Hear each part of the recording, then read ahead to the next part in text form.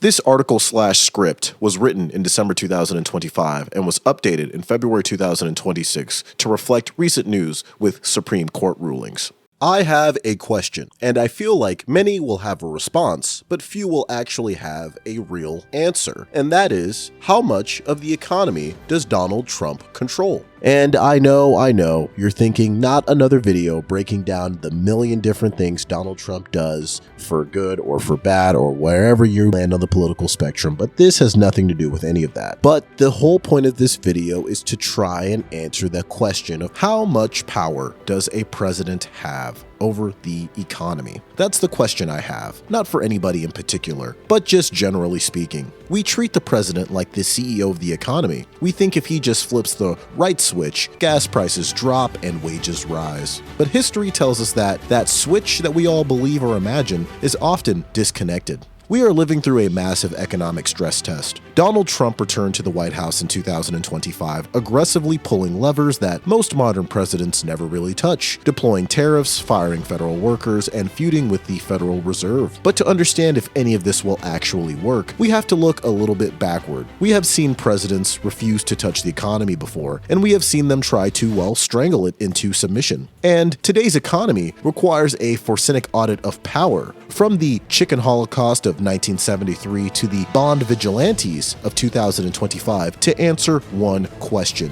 who really holds the keys to your wallet? And coming up, our next feature, Perspective Reports, Your World Strategized with a little bit of fun. The narrative surrounding the Trump 2025 economy was that one of an quote-unquote imperial president. In one specific area, that is undeniably true: trade. Usually, a president needs Congress to change taxes, but Trump found a backdoor via the International Emergency Economic Powers Act, the IEEPA, using national security powers to bypass the legislature completely. By late 2025, he had threatened a 100% tariff on pharmaceutical imports and slapped duties on Canadian energy. The executive branch proved it has total control over the price of imported goods. The data showed the immediate result. While service inflation cooled in 2025, goods inflation, which had been dead for years, roared back to life as retailers passed the costs directly to American consumers. But here is where the illusion of control breaks off. The president can make things more expensive, but he cannot easily make money cheaper. That power belongs to the Federal Reserve, and throughout 2025, they fought back. When Trump demanded rate cuts to juice the economy, Fed Chair Jerome Powell refused, precisely because the administration's tariffs were raising those prices. It became a vicious cycle. The more levers the president pulled on trade, the more the Fed slammed on the brakes. You're watching Perspective Reports. We talk about what matters to you with a little bit of fun. But for us to understand why this standoff matters, you have to realize that the concept of a quote-unquote economic president is actually a modern invention. Go back to 1893. The U.S. economy was collapsing, banks were failing, railroads were going bankrupt, and unemployment was just, well, sky high. President Grover Cleveland's response? Well, nothing. He didn't pass a stimulus and he didn't bail out the banks. He believed his only job was to protect the gold standard. He literally sat on his hands while the economy burned because in 1893, the president wasn't supposed to manage the economy. Laissez-faire economics, capitalism at its finest. Fast forward to 1971. Richard Nixon decided to do the exact opposite. Facing high inflation, he went full imperial, issuing Executive Order 11615 to freeze all prices and wages in America for 90 days. It worked for about a minute. The public loved it, but you cannot legislate physics. By 1973, the price of chicken feed, which wasn't frozen, skyrocketed, but the price of chickens, which was frozen, stayed artificially low. The price is not the actual food, by the way. Farmers were losing money on every bird, doing the only rational thing they could. They drowned millions of baby chicks rather than raise them. It was called the chicken holocaust, and the supermarket shelves went empty because of it. Nixon proved that a president can control prices, but the market will always retaliate with shortages. Which brings us the most important lesson for 2025, and well now 2026, the Clinton trauma. When Bill Clinton tried to pass a massive stimulus in 1993, the bond market revolted, driving up interest rates and holding his agenda hostage. His advisor, James Carville, famously lamented, "I used to think that if there was any reincarnation, I wanted to come back as the president or the pope, but now I would like to come back as the bond market. You can intimidate everybody." Trump tried to be Nixon, using executive orders to force the economy to obey, but he was living in Clinton's world, where the bond vigilantes could crush his plans by spiking interest rates. Watching Perspective Reports. Your world strategized. Perhaps the limits of executive power were most starkly illustrated not by macroeconomic theory, but by localized disaster in the nation's capital. Through the Department of Government Efficiency, otherwise known as DOGE, led ostensibly by Elon Musk, a temporary government employee, the administration set out to dismantle the administrative state. By mid-2025, DOGE claimed credit for terminating over 200,000 federal workers. This was achieved partly through the reinstatement of Schedule F, which reclassified career civil servants as at-will employees, removing their tenure protections. And DOGE also abruptly destroyed 373 Justice Department grants worth over $820 million.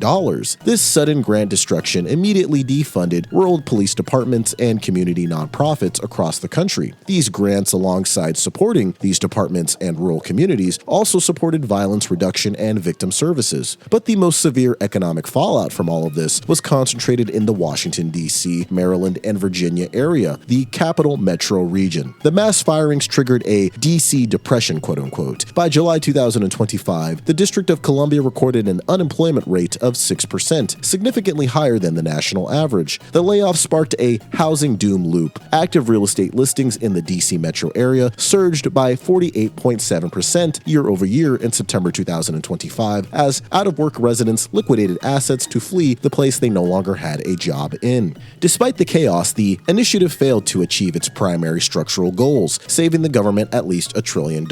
And by December 2025, Elon Musk publicly admitted the project was only a quote-unquote a little bit successful, and confirmed he would not lead it again, citing intense personal backlash, though the jury would still be out if legally he could do so even if requested to come back. The executive branch successfully broke the administrative state, but it could not control the economic fallout from breaking said state and the crash of the local housing market, disrupting government operations like tax refunds and permits, and the jury is still out on DOGE delivering the promised $1 trillion in savings to the American people. But while the US president fought the bond market and the ghosts of drowned chickens, other leaders moved with surgical speed. In the UK, for instance, Prime Minister Keir Starmer passed a massive budget in November 2025 with almost no drama. Because he controlled the legislature, he froze tax thresholds and reformed social spending in days. In Canada, Prime Minister Mark Carney didn't just pass a budget, he pivoted the entire nation. His Canada Strong budget poured billions into defense, specifically to satisfy NATO targets and avoid U.S. national security tariffs. A prime minister has structural power. They can turn the ship. A U.S. president, however, has emergency power. They can mostly just rock the boat. Yet, there is one final player that controls more than all of them combined: luck, specifically the AI boom. Despite the tariffs and the government shutdowns, the U.S. economy did not collapse in 2025. And why is that? Well, because productivity was booming. Federal Reserve Chairman Jerome Powell explicitly credited this to the adoption of artificial intelligence, which added about 0.5% to productivity growth, which may not seem like much, but is very much significant. Donald Trump didn't invent AI, and Keir Starmer certainly didn't code it, but it saved both of their economies from collapsing.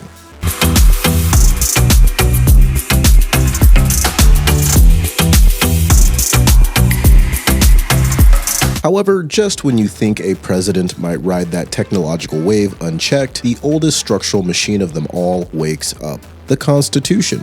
In February 2026, the Supreme Court delivered a massive reality check. In a 6-3 decision led by Chief Justice John Roberts, the court explicitly struck down Donald Trump's use of the IEEPA for his global tariffs. The ruling was a brutal reminder of the separation of powers. The court essentially said you cannot use a 1977 emergency law to bypass Congress's exclusive power to tax. Instantly, billions of dollars in collective tariffs were thrown into the refund limbo, and the president's favorite economic lever was ripped right from his hands. And while a defiant Donald Trump immediately pivoted, promising to use other trade laws to keep the trade war alive, the damage to his imperial control was done. The lesson of history, from Grover Cleveland to Nixon to the DOGE-induced DC recession and now to the Supreme Court tariff smackdown, is that the economic control is mostly an illusion. Presidents can break an equilibrium, but they can struggle to create a new one. The real power lies in the structural machinery, the Fed, the bond market, the courts, and the technological waves that no politician can predict, like AI. So thank you so much for watching. This has been Perspective Reports, your world strategized, diving into another topic. Look out for more, subscribe and like if you liked this video, and to see a closer look at the local economic fallout caused by the administration's workforce reductions, watch this fantastic breakdown. Thank you all so much, have a great rest of your day, and we'll see you in the next one. Bye. Well, that was quite a bugger. From the big to the small, every little bit matters to understand the world around you. That is Perspective Reports. Thank you.